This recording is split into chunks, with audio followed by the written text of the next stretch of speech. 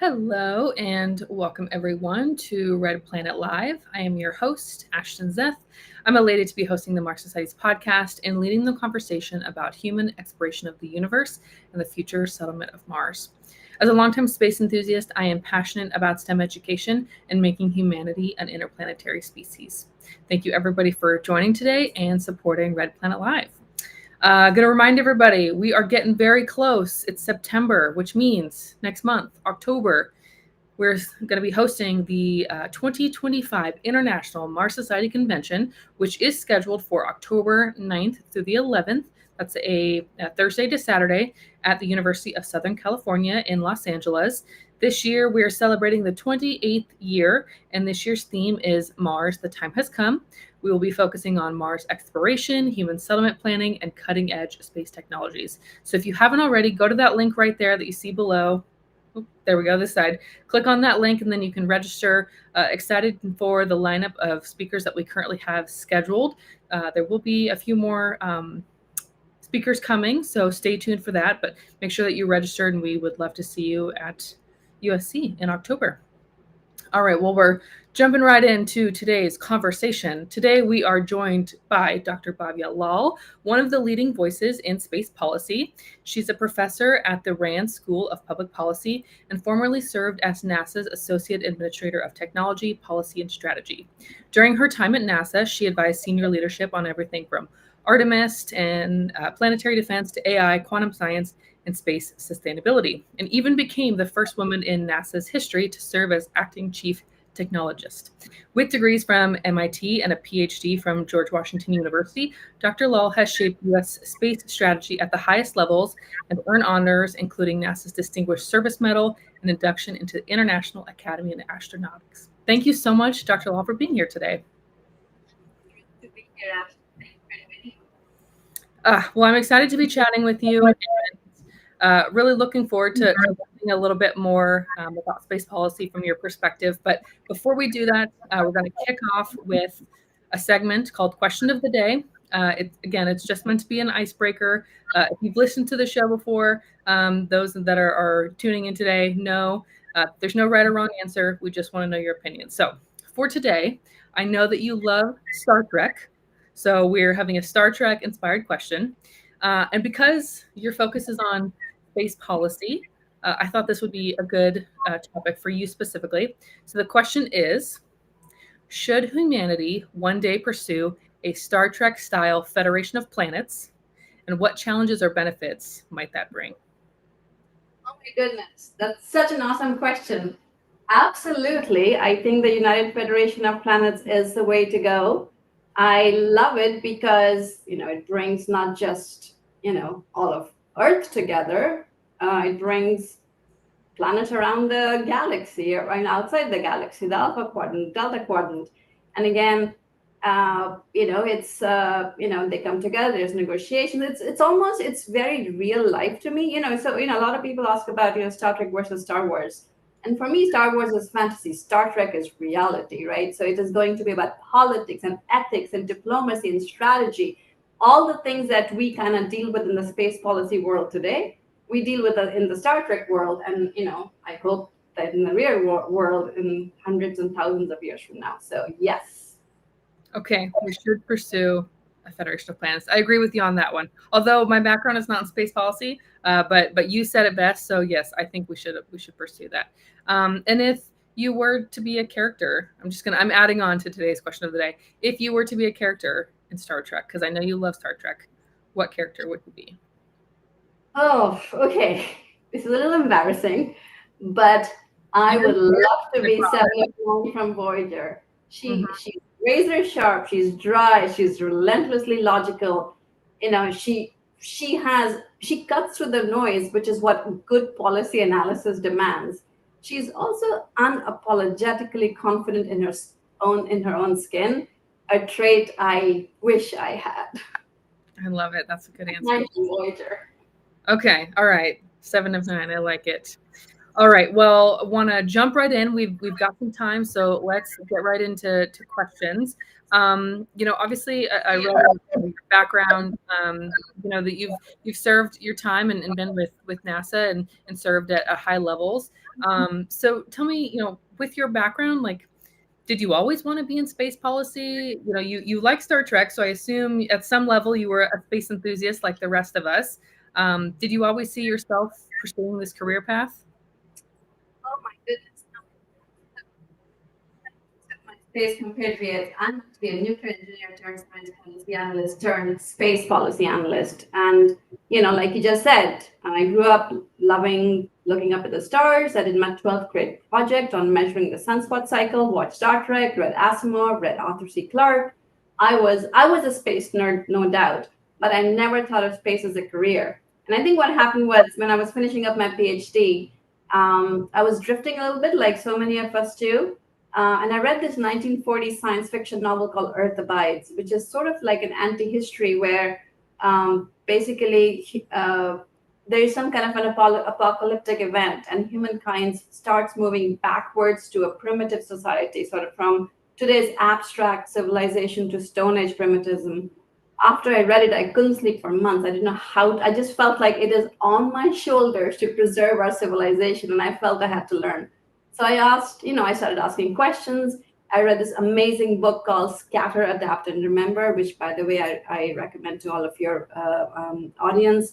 And eventually, I found that many of the people whose answers resonated with me were space nerds doing space as a career, and actually driven by that same question: how do we preserve humanity? And that pulled me into the space world, first through curiosity, then through policy, and eventually as a career. And here I am, I'm Pinnacle, talking to you. Mm-hmm. So for those that might be interested in a similar career path, what would you recommend, or is there certain courses they should take, or how do they get involved in space policy?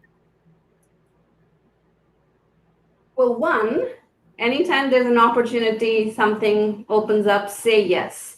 We are sometimes so nervous about worrying about doing things that we haven't done before, and we pull back. So just say yes, you will learn as you go along.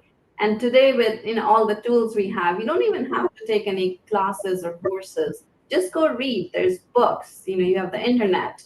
Learn what you need to. And I guess if I had to say one thing you need to learn, I would say learn to be more analytic and ask more questions. I think today's space world is it's very promotion based. It's very strategy based as opposed to analysis based, and I think that is a gap we have.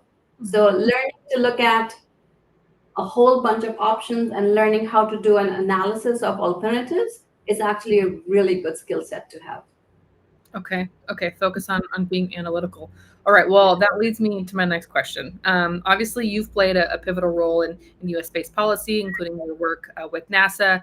Looking ahead, using your analytical mindset, what do you see as the biggest policy challenges the U.S. will face as we look to maintain leadership in space eco?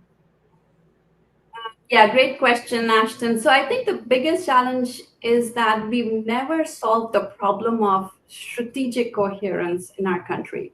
For 50 years, civil exploration has whiplashed. Moon, we go to the moon, we go to Mars, we go, back to the moon, asteroids, moon again.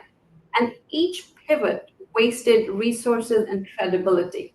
Mm-hmm. Un- Until we choose a small set of priorities and lock them in with bipartisan compacts, long term funding, and international commitments, we'll just keep starting over. So that's the biggest one, I think. The second one is that, our eyes are bigger than our stomach. Our resources don't match ambitions. Our NASA's portfolio and actually other civil agencies and even Department of Defense, it's overstuffed. Inflation is eroding budgets, and every dollar stretched too thin means progress stalls. The hard trade-offs are unavoidable, but they gotta get done. And I guess third would say geopolitics. China is building a coalition around its international lunar research station. It's moving fast. not just on lunar exploration, but also, exploring the solar system, planetary defense, everything. If the US frames space as a domestic program for jobs in STEM, and again, both are really important things, it'll be treated that way. If we frame it as an instrument of national power and foreign policy, which it is, then it will be resourced and prioritized accordingly. That framing will matter enormously. So those would be, I would say, that our three biggest policy priorities. Okay. You know, we're always questioning how do we make this work? I mean, you were mentioning bipartisan support, and we've got limited resources, and our eyes are bigger than our stomach. Um, how do we tackle all of those problems? It seems like it's possibly insurmountable. How do we tackle, bipartisan support? How do we tackle, we've got limited resources? How do we tackle, we have all these ambitions and all these missions that we want to try, like you said, the moon, Mars, asteroid, whatever it may be. Where do we focus our attention? Where do we start first? Yeah, I mean, I think that is the big challenge, isn't it? We need to prioritize. We need to sequence. We cannot do everything all at the same time. So the question is, what comes first? So I think we need to have a national dialogue, and again, we need to involve the citizens in it as much as anybody else. What is it that we want to be doing first? And I guess that is one way to move forward. Another way might be that there is top-down leadership, and that whether it's administration or it's congressional representatives, they lay out a path, and it is a long-term path, and it shows. So maybe you have you want to have a mission to Neptune, or and I want to intensify our effort on the moon.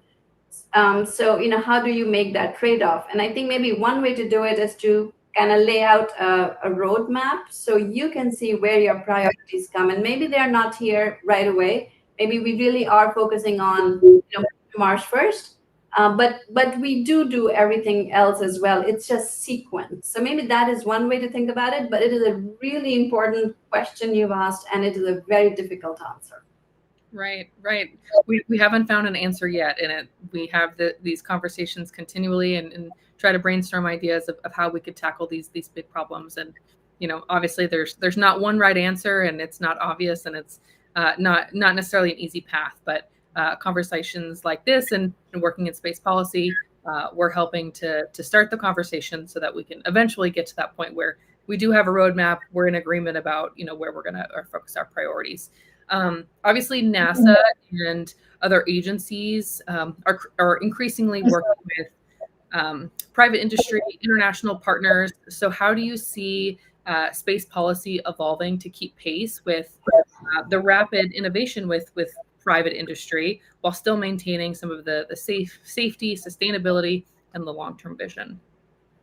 Yeah, I mean, I think this is again a key question. What does the government do versus what does the private sector do? There are some things that are inherently governmental functions, and some things that can be outsourced. And over time, that proportion is shifting more and more towards the private sector. And I think we need to, as a nation, uh, make that call. When do we buy, as they say, versus make it in house? Mm-hmm. And any chance we get, anytime we need cost innovation, anytime we need speed, we need to be outsourcing, because that's what industry is really good at. Mm-hmm. But anytime it is extraordinarily exquisite, difficult problem that cannot be done commercially. I mean, an example would be the James Webb Space Telescope, right?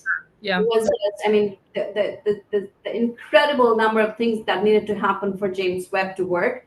That was not something a startup could do, right? Mm-hmm. And now we have a telescope that can peer to the start of the universe. We can see a few 100 million years after the Big Bang. That kind of stuff, squarely belongs in the realm of the government. But a lot of the other stuff should be done commercially. And these are the decisions that need to be made. And again, they're very hard decisions, because there's workforce implications. There's funding implications. So These are the hard questions we need to answer. But to the extent we can, we need to be doing as much of everything we can commercially. Mm-hmm. Yeah, yeah, I agree with you there. I mean, it seems like that's the direction that we're heading. I mean, NASA is partnering more with private sector, more with commercial companies. They're outsourcing, they're awarding more contracts. But I assume, it just is going to raise more hurdles potentially with regulation. What the government may be able to do, maybe a private company couldn't do, and vice versa. Like you said, if it's efficiency, if it's speed, industry can do that better. Is there an example besides the James Webb Telescope, but some of the like regulation or policy or maybe hurdles that private industry has that we need to tackle so that government, so that NASA can work better with its private partners and maybe international partners as well? Yeah, I mean, there's a range of regulatory issues. Commercial entities have to jump through.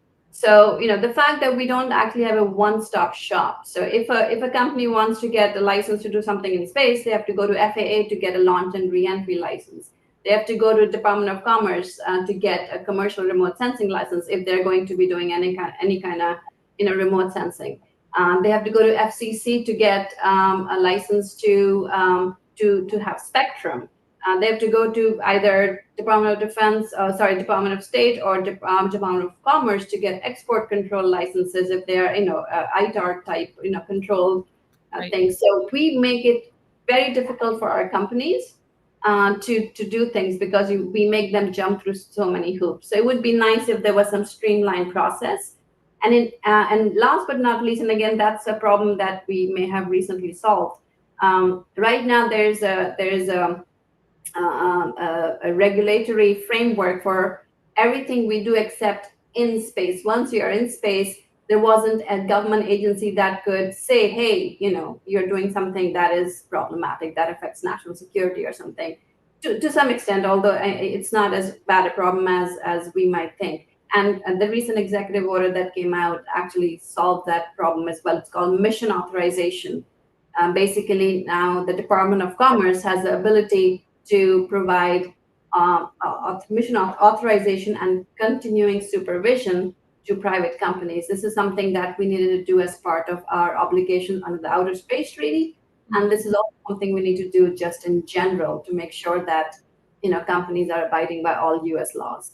Mm-hmm. Okay. So proposed changes to Outer Space Treaty, I mean, that was obviously signed decades ago. We've, nations within the Artemis Accords have agreed, hey, we're not going to attack each other, or we're all partners in space. Nobody owns the moon at this point. But the closer that we get to those realities where China, where private industry, we've seen intuitive machines, Firefly going to the moon. Are we going to need updated policy? Are we going to need to change, ratify, make changes to Outer Space Treaty for those eventual circumstances or situations that are going to happen once we see China start to potentially build a nuclear or something on the moon? Are we going to need to see policy updates, new ratifications to Outer Space Treaty, new policy, new treaties? What's that potentially look like? So in an ideal world, I mean, the Outer Space Treaty was, signed in 1967, and it was the grand bargain that was made with essentially the Soviet Union that we will have no nuclear weapons in space. That is in essence what the Outer Space Treaty was about. And then, of course, there's lots of other provisions in it. 67, that's 58 years ago. In an ideal world, it would be nice if we could write a treaty that's for the future, a future where we are mining things on the moon, or mining asteroids, or settling space. But at the time when we negotiated the treaty, there were maybe there were three principal players, and obviously many smaller ones. But today, it is going to be a large number of countries with equities in space. It will just be very, very difficult to renegotiate the treaty. So you, and I think that of many policy and many legal experts as well, that let's try to work within the Outer Space Treaty, and then maybe pull out pieces that we want more clarity on. So, for example, Artemis Accords was part of United States effort to start to get clarity on some of the things that were unclear in the Outer Space Treaty, and we may continue to do other such things until we figure out a better way. But I don't think renegotiating the Outer Space Treaty is a very good use of our time. Mm-hmm. Okay. And specifically with the Artemis Accords, that Artemis Accords is not addressing the nuclear weapons, correct? Yeah, the Outer Space Treaty forbids nuclear weapons in space, so I don't think I don't think there's any lack of clarity on that particular issue. Okay. And we Sorry, go ahead. I know you're familiar with Kevin O'Connell, Namrata Goswami. I know you know who they are, and I had them as professors in my recent course through Thunderbird. And, we were talking about what is considered a potential weapon. And, we think of like missiles and guns and bombs as potential weapons. But when it comes to the distance that something from space, when it's falling back to Earth, it could be a piece of metal, but the speed that is coming back to Earth, that could be considered a weapon. It could be catastrophic once it hits land on Earth. So, is there any sort of regulation that covers kind of those minute, not exactly, not designated a weapon? What type of policy covers kind of that obscure realm? It's not a traditional weapon, but it could potentially be used as a weapon. And this was a conversation, like I said, that we had in our law and policy course. But I'd be curious about your opinion as well. So yeah, I mean, I'm not a legal expert, but when you send something up in space, you actually, for it to be coming back, you need to get a license to re-enter. Mm-hmm. The Federal Aviation Administration (FAA) gives you a license to re-enter. Now, of course, if you are re-entering without permission, so for example, a satellite just falls out of its orbit, or deorbits. Mm-hmm. There is really not a whole lot of regulation around it, other than what I mentioned, the FAA re-entry license. The federal FCC, Federal Communications Commission, does pay attention to the debris issues. So when you do ask for a spectrum license from the FCC, they will ask you for your deorbiting or your debris remediation plans. So the government does have some insight into how you plan to make sure that things don't fall back down. The government also has the ability to fine you. So FCC has fined companies for not having proper debris disposal. Mm-hmm. Now, of course, the challenge is, and I think that's probably what you're referring to, if another country, we really have no control over, what other countries do and how careful they are about debris generation. Both the U.S. government and U.S. companies tend to be extraordinarily good about, being good stewards of space. Mm-hmm. And I'm not sure all other countries are the same way, and that is, one reason we have things like the Outer Space Treaty, or the UN COPUOS and other international organizations that try to bring the world together and have them see that we are kind of all tied at the hip, mm-hmm. and we need to behave well. I kind of think of it as, if you're in a swimming pool and, everybody decides we will, not be in the pool, but one party does. I mean, we are all screwed. So how do we keep those rules that everybody behaves well in the swimming pool? Oh, I like that analogy. Okay.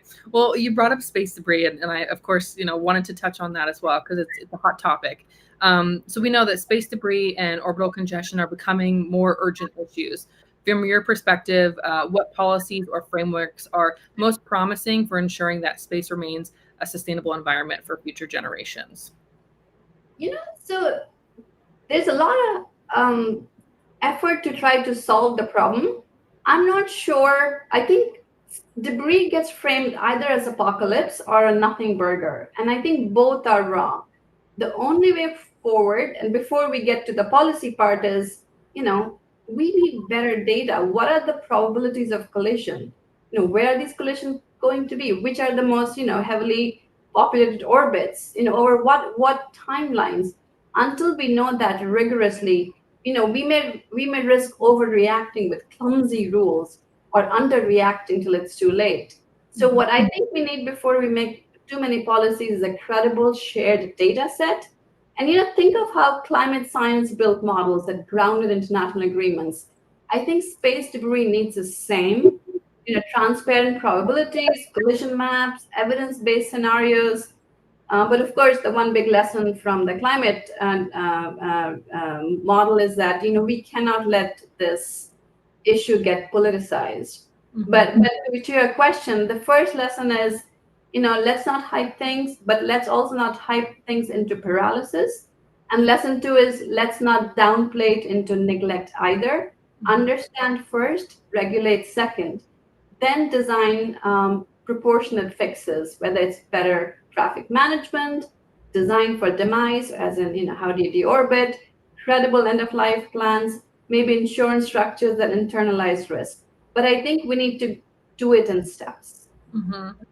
In that course that I was mentioning, the Space Business Leadership and Policy Program through Thunderbird, we had a conversation about space debris, and I think there was a difference of opinion on how big of an issue it was. Some people, you said, oh, it's potentially catastrophic. I mean, we're going to see something tragic happen. It's going to fall out of the sky, and we're going to lose lives. And others say, oh, it's not really that big of an issue. How do we go about calculating? You were saying, what's the risk of collision? How do we go about tackling this problem? How do we calculate what that risk is? Are we tracking every bit of debris? I think I saw in a report that less than 10 centimeters, it was like 1 million pieces of debris or something like that, or maybe it was 100 million. I can't remember now off the top of my head. But how do we calculate that? How do we know how much of a risk this really is? Right. So that is exactly what I'm saying we need to do. We need to have this credible shared data set. So it doesn't help if 10 different parties are making these measurements and they all disagree with each other. So we need to kind of come together as the planet. And actually that effort is already underway, and develop these numbers. So there's actually a lot of private companies like Leo Labs and Exo Analytics that are doing this kind of data collection both in LEO and GEO. Obviously, the U.S. government, the Department of Defense does it.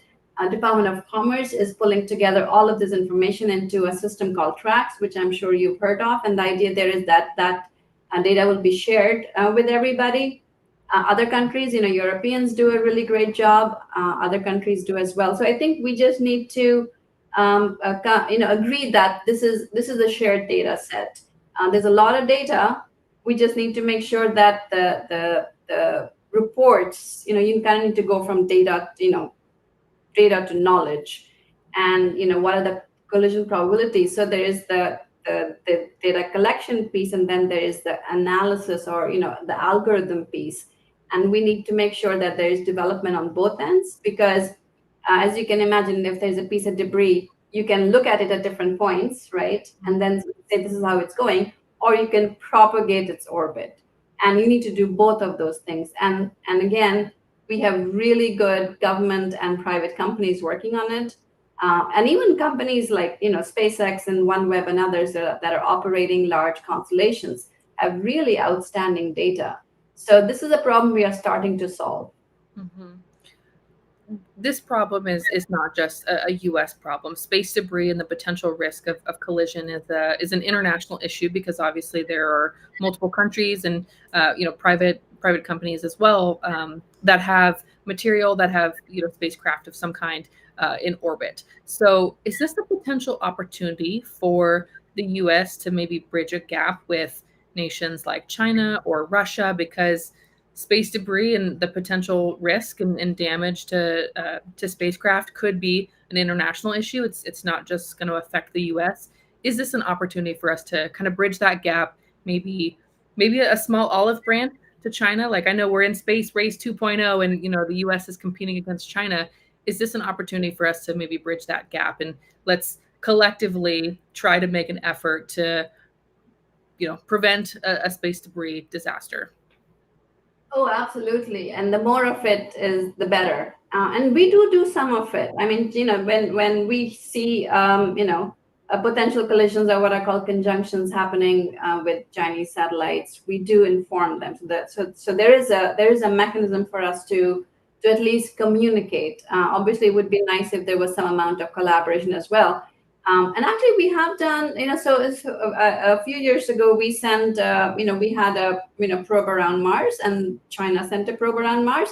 So we did share data with them to make sure that there wasn't a collision between the U.S. and the Chinese spacecraft. So there is precedence that we, share when we need to. It would be good if we did more of that, but it isn't entirely absent. I think everybody realizes that, and again, like I was saying before, that we're in the same swimming pool. Mm-hmm. So we do need to talk to each other.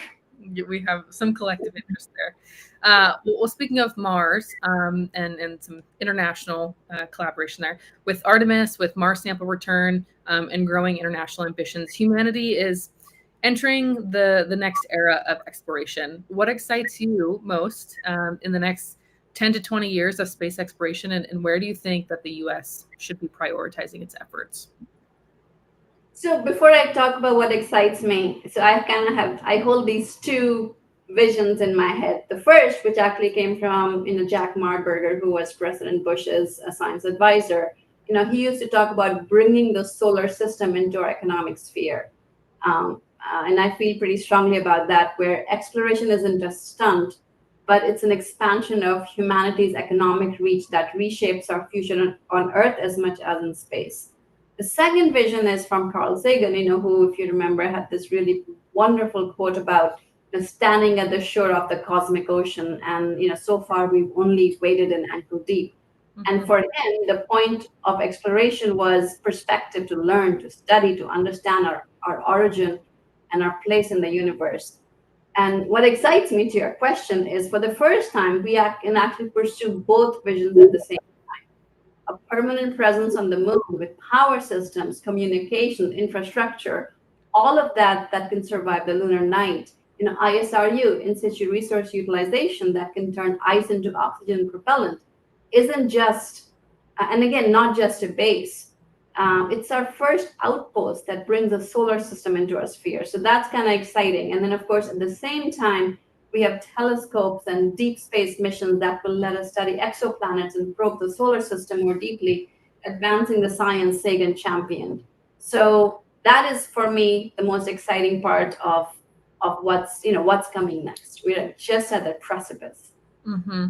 Well, I know with the recent changes, there's a little bit of the narrative is NASA's getting its budget cut. It's the end of programs. It's the end of, Webb. It's Artemis is going away, which I wouldn't say is 100% the truth. There's a little bit of a caveat to that. But, right now it feels like these missions are in jeopardy. But I have seen articles recently about nuclear. And so for those, that are listening or maybe unfamiliar, can you give us an update on what is the purpose of nuclear right now? Why would the U.S. be pursuing a potential nuclear reactor on the moon? How does that benefit us? And what does that mean for the future of space exploration? Yeah, great question. So I just worked with my colleague Roger Myers to write a report where we looked at what are potential futures for the United States in space with space nuclear technology, and we laid out a path forward. And as you may also have heard, NASA has a new plan to launch a 100 kilowatt plus reactor for the surface of the moon, which is very exciting. But okay, back to your question. So why would we want nuclear in space? I'll start with kind of the counterfactual. Yeah. Years ago, we had a mission to Titan called Huygens, which cost more than $650 million. It had no more than 3 hours of battery life, most of which was used during descent, and planners got at most 30 minutes of data from the surface. Why? Because batteries. There's only so much you can do. Or there was another mission where this lander, Philae, which again cost hundreds of millions of dollars, it went into hibernation just 60 hours after operation, after landing on the comet 67 PCG. and didn't operate again. Most of all, and one of my favorites was the New Horizons mission again that cost $700 million and and it basically whizzed past Pluto with no ability to go into orbit. We basically got about 24 hours worth of data. It was a one-shot camera on a bullet. So all of these things, just imagine if we had nuclear power. Again, going to my Pluto, my New Horizons example, had we had 20 kilowatts, which isn't a lot of power. It's 100 kilowatts is a small neighborhood, so it's a very 20 kilowatts. It's a HVAC system, a small HVAC system. If you had just 20 kilowatts from nuclear electric propulsion, one, New Horizons could have fired propulsion to enter Pluto orbit, so it wouldn't just go past Pluto. It could have powered all the instruments continuously. It could have streamed high bandwidth data in real time. It could have deployed atmospheric or surface probes and operated as a multi-year observatory for Pluto and the Kuiper Belt. We couldn't do any of that. Enter nuclear power. Now we have, what I call, we move from power scarcity to power abundance. Solar panels cut off during the 14th lunar night, batteries deplete in hours. Nuclear, that mindset flips. Now we have high power, continuous operations. For lunar and Mars surface, for example, we can power the base, we can survive the night, we can run ISRU, we can support crews. For deep space, we can have orbiters to Pluto, Triton, or Europa. For Mars return, we can produce propellant on the surface of Mars. We can have power for, defense missions, surveillance and sensing, human Mars transit. Whether it's nuclear thermal or nuclear electric propulsion, we can go to Mars, well, with NTP, nuclear thermal propulsion, we can go to Mars much, much faster, reducing the amount of radiation our astronauts would be exposed to. In short, nuclear is not just a technical option, it is a strategic lever for US leadership. And it basically changes us from launching sorties and expeditions to staying and building. And that is the huge flip nuclear offers. What hurdles do we have right now to pursue this type of technology on the moon?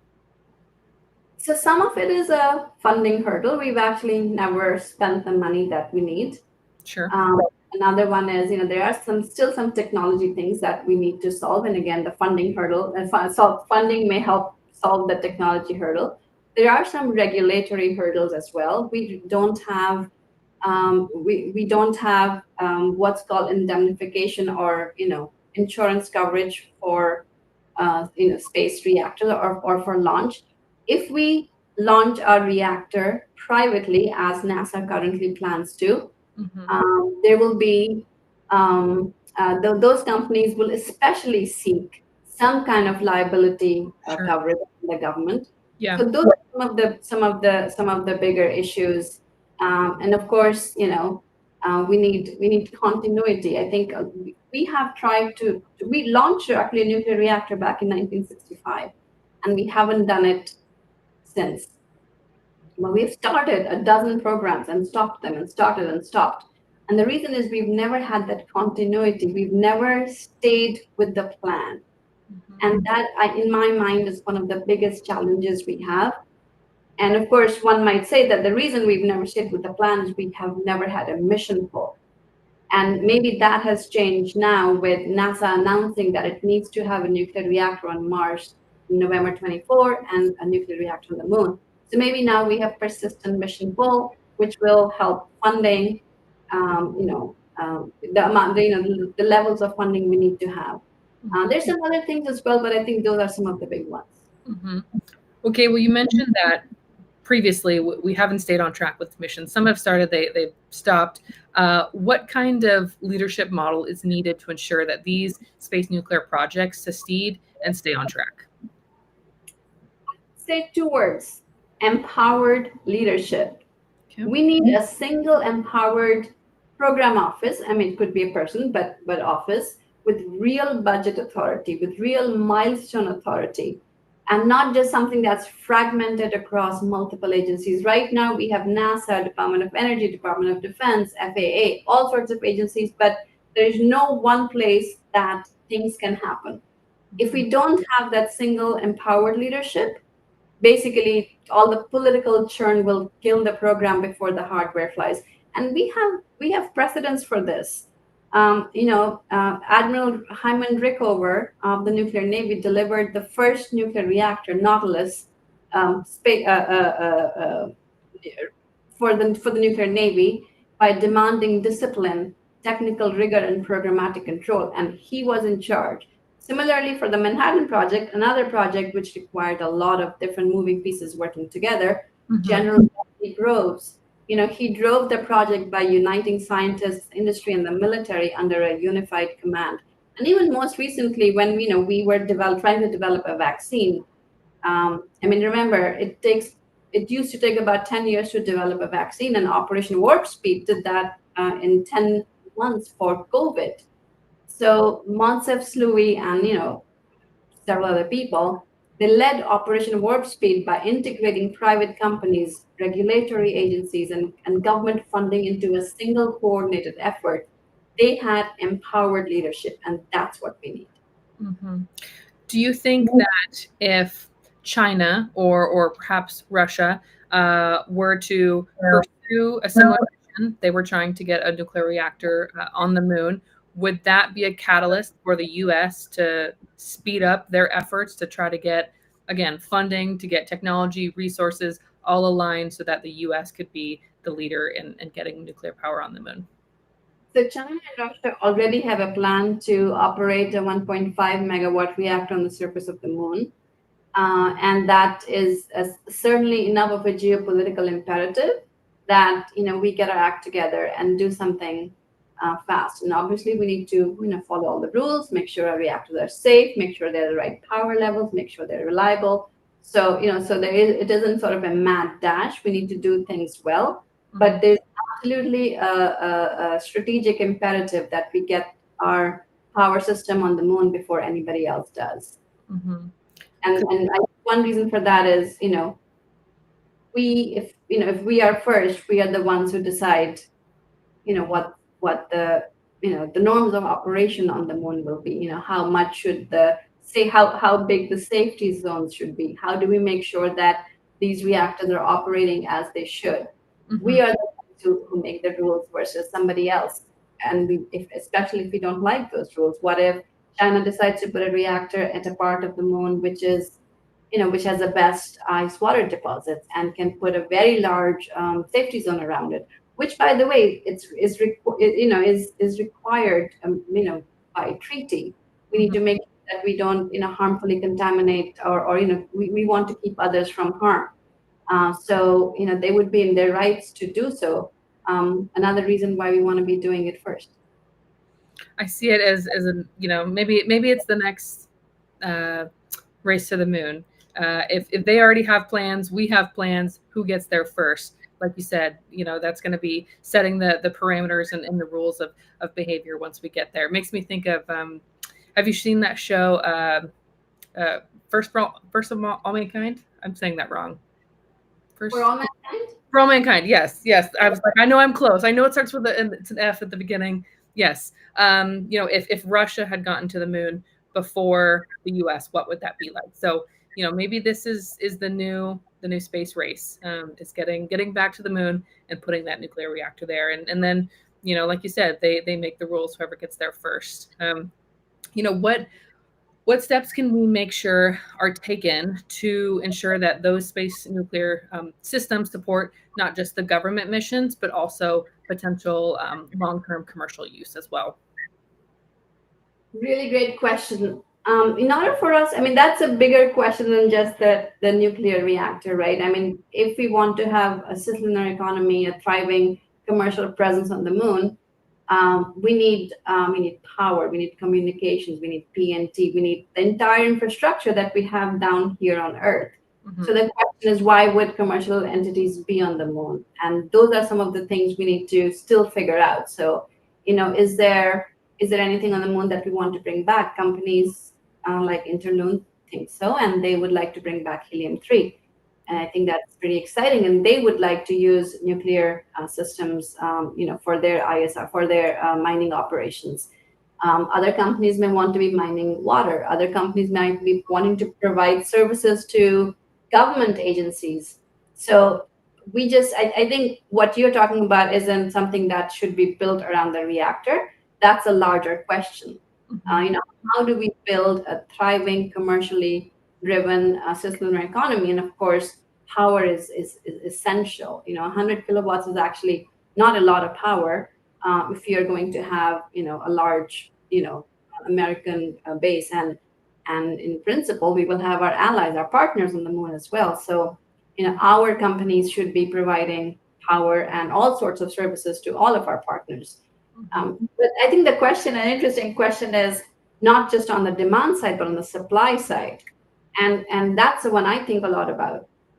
So on Earth here, the entire nuclear industry is commercial, right? I mean, it's private companies that, enrich uranium. They, manufacture, they build the power plants, they operate the power plants. Why shouldn't that be the same in space as well? But in order to make sure that the nuclear industry in space is commercial, we need to think about that now. We need to be thinking, we should be thinking drones, not a Battlestar Galactica. We need to again, an example is, the Falcon 9. Falcon 9 succeeded because it was designed for reuse and rate production, not one-off missions. So we just need to make sure that from the start, our systems are modular, repeatable, and built for dozens of deployments across, civil, commercial, and defense missions. And a commercial adoption needs to be designed in. Even though NASA will be the user of the first prototype, but that prototype should directly lead to industry-owned fleets providing power and powering the lunar economy and beyond. Do you ever think, like, okay, devil's advocate, what would be the potential implications if it, like you said, if those nuclear companies, like they are on Earth, they're run by private companies, if that were the case in space, what are some of the potential implications of that? It's easy to think about, oh, well, NASA's going to be the customer, they're going to buy it, and the company's going to do the work, manufacture, they're going to extract it, and then they're going to obviously give it to NASA. But what are some of the potential downsides of that dynamic? I don't see a downside at all. I mean, I think, we have Earth nuclear power plants that operate very well. In fact, so many of the ones in the United States are getting extended beyond their initial life because they've been operated so well and so safely. Why shouldn't that be the case in space as well?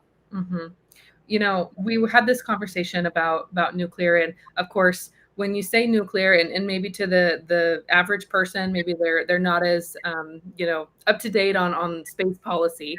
But when they hear nuclear, they think of Chernobyl, they think of 3 Mile Island, they think of the catastrophic events that have occurred with nuclear power here on Earth.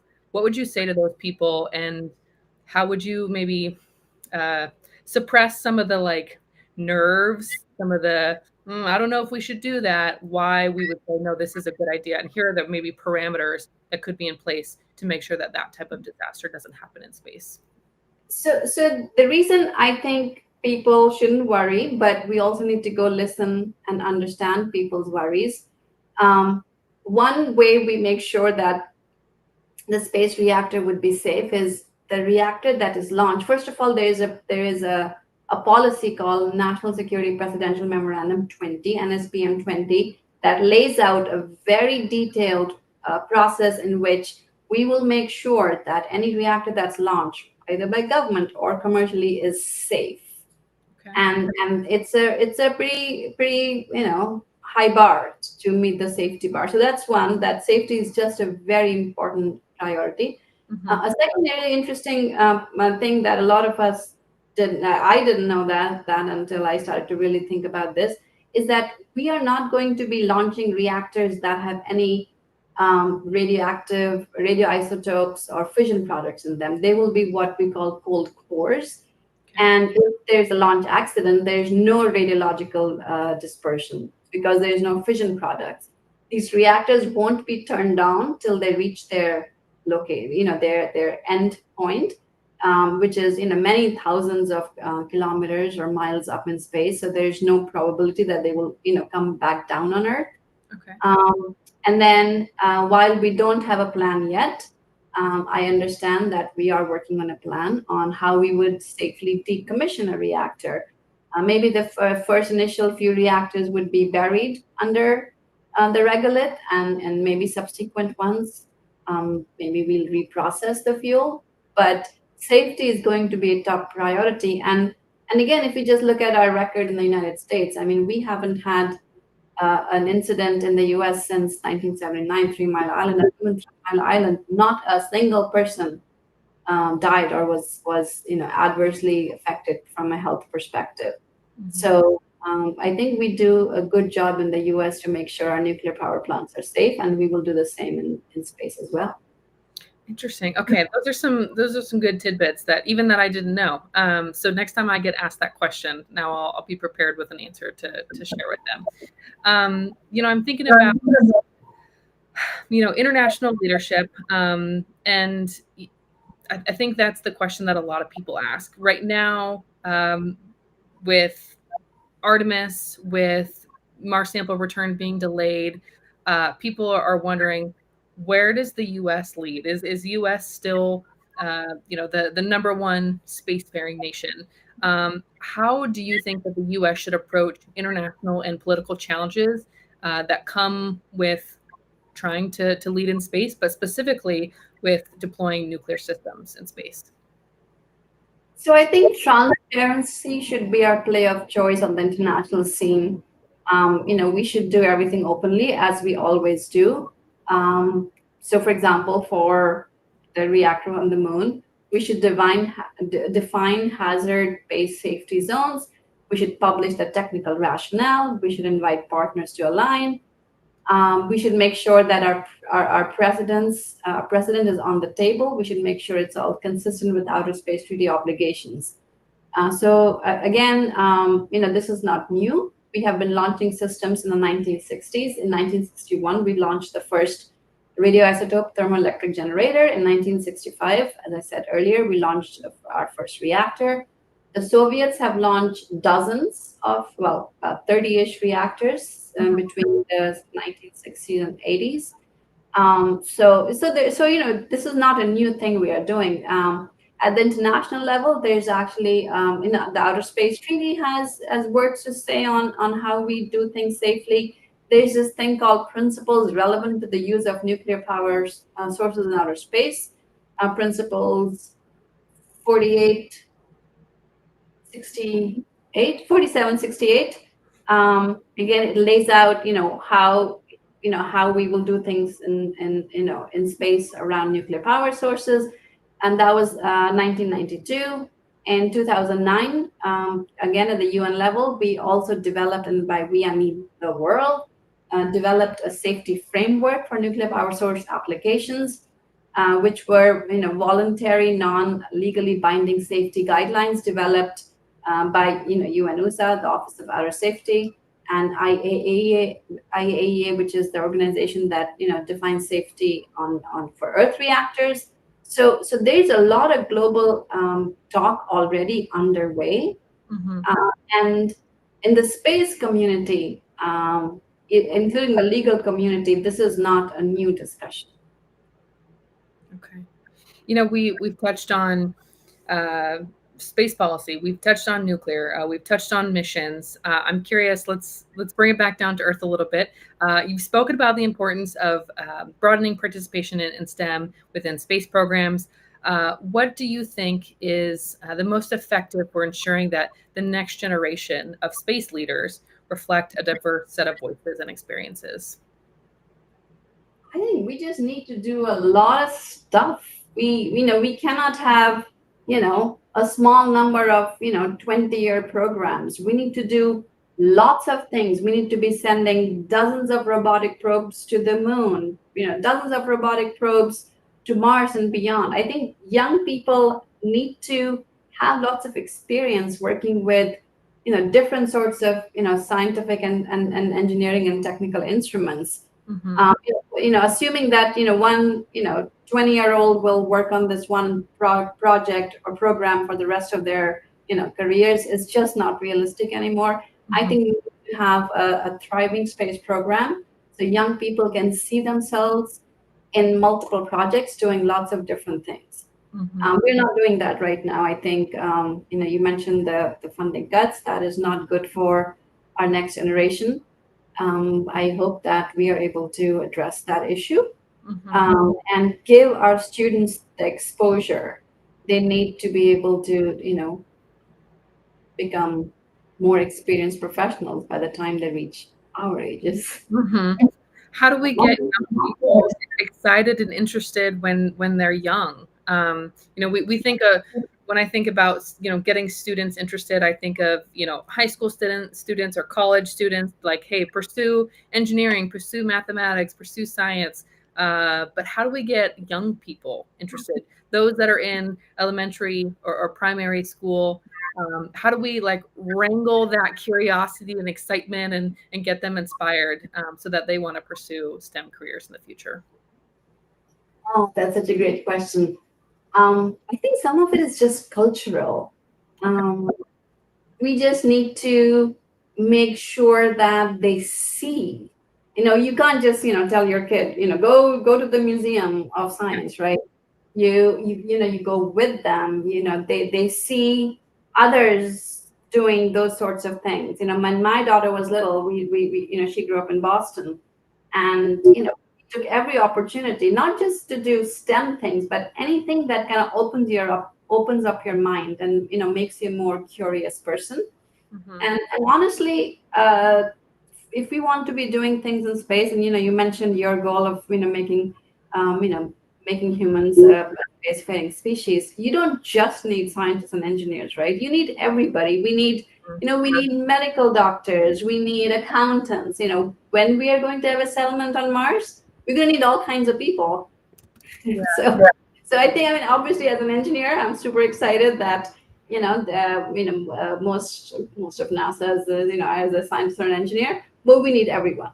It's going to be an all hands on deck kind of thing. So Mhm. just be curious, be learning, you'll be good. Yeah, I like what you said. And to your point about you want to go with them, I remember going to the Air and Space Museum when I believe I was in the seventh grade, with my mom, and we went to DC. And I remember being excited and inspired. And it left, a lifelong memory. I was in DC, was it in July, and I took my husband, and I was so excited to take my husband so that he could see it. And I remember being excited and giddy, like I saw this when I was a kid. Now I get to see it as an adult. But those type of experiences, do leave a lasting impact, and make you again curious, inspired, and you want to pursue a career in STEM. So I think you're right, 100% on that piece. And Um, just a tidbit on that, Ashton. Uh, my husband knew of my love for the Air and Space Museum, so he asked me to marry him. So wait, sorry, I'm not good at telling stories. So he had asked me once, "What's your favorite place on all of Earth?" And I said, "Of course, the lunar lander there in Air and Space Museum." So when he asked me to marry him, it was in front of the lunar lander at the Air and Space Museum. So I know all about loving. I love that story. That's so sweet. Okay, I'm already seeing a comment. Somebody else loves that as well. That is so special, and I'm sure you love it even more because of that.